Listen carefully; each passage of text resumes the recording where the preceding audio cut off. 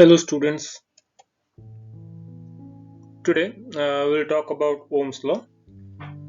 We all are familiar with Ohm's law, V is equal to IR, but there is one more way of expressing the same but with vector quantities, and that is called vector form of Ohm's law, and that is the topic today. So let us start. To understand today's topic well, we need to recall some of the previous topics. First of all, we'll have to recall what is current density. So we know that electric current density is denoted by J, and it is nothing but current per unit area. And I is equal to Q by T, and Q is NE by delta T. So there is another expression for J, that is NE by A delta T. What is N? Number of electrons. A is charge of one electron. A is area, delta T is time taken. Secondly, we should be knowing that resistance for any conductor can be expressed as R is equal to rho L by A. What is rho? Resistivity, and the reciprocal of resistivity is conductivity, that is 1 by sigma. L is length, A is area of the cross section of conductor. Then we also know that Ohm's law is V is equal to IR, where V is potential difference, I is the electric current, and R is resistance of the conductor we are talking about.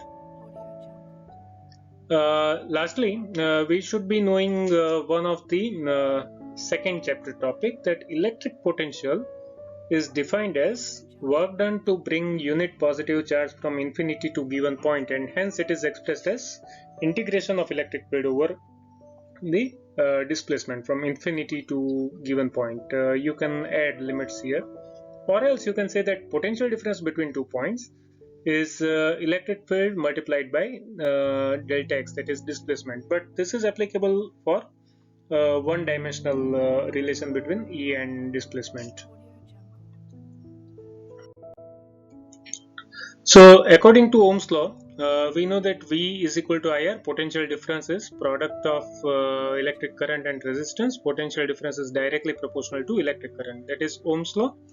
And all the three quantities here are in scalar form.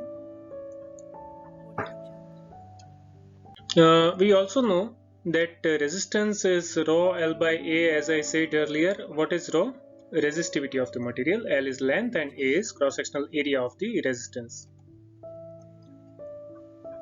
And if we substitute R value from second equation in 1, what will have? V is equal to I rho L by A. Okay, and if we rearrange the terms, we will have I by A. What is I by A? Current density J. So we can write voltage potential difference is equal to rho L J. Before going further, let us note down equations from previous screen. So this is first equation, second and third equation. Now we know that electric field is nothing but potential gradient. So I can always write E as voltage upon distance. And look at third equation. What if you take here V by L? What you will have in right hand side? You will have resistivity into current density. So from third equation we can have V by L is equal to rho J. And what is V by L? Look at fourth equation. What is V by L? It is electric field. So electric field is resistivity times current density, and we know that resistivity is 1 by conductivity. And now if you rearrange these terms for the last equation, you get one equation which relates current density and electric field. Look at this.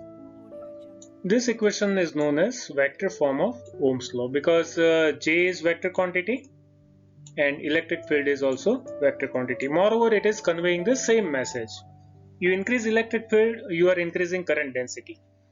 Okay, so it is conveying the same message but with vector quantities, and hence this relation is called vector form of Ohm's law. Very important relation from exam point of view, but very easy derivation.